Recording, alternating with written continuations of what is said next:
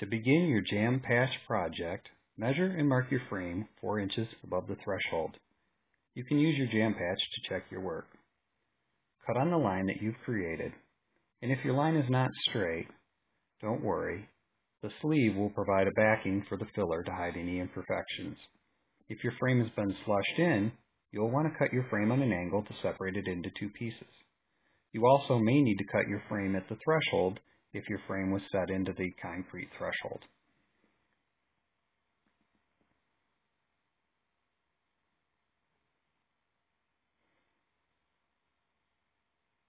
At this point, you will want to remove the mortar that was flushed in behind the frame. You'll want to use a hammer or similar tool to clean away some of the mortar that is behind the existing frame. Slide your jam patch into position.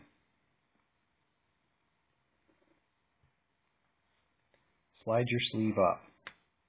When your sleeve is in position, use one of the small fasteners to secure it.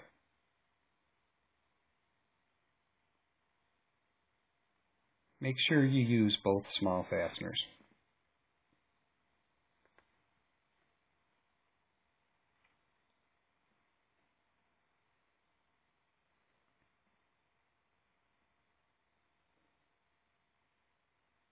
At this point, you are ready to put shims behind the frame. This will allow the sleeve to have full contact behind the frame. Drill a hole for the anchor bolt.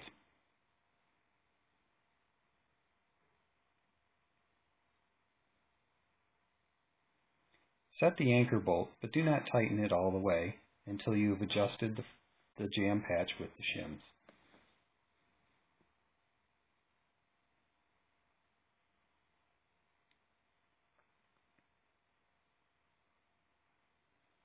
Now grind the joint to clean up any metal spurs.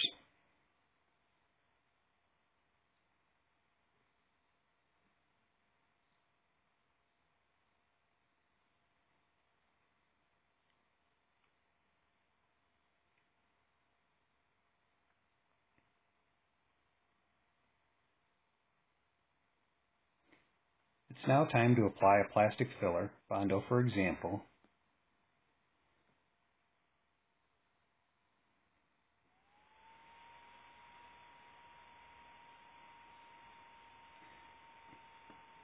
Grind the filler smooth to prep for a final coat. Apply a final coat and then use similar to a palm sander to get a smooth finish.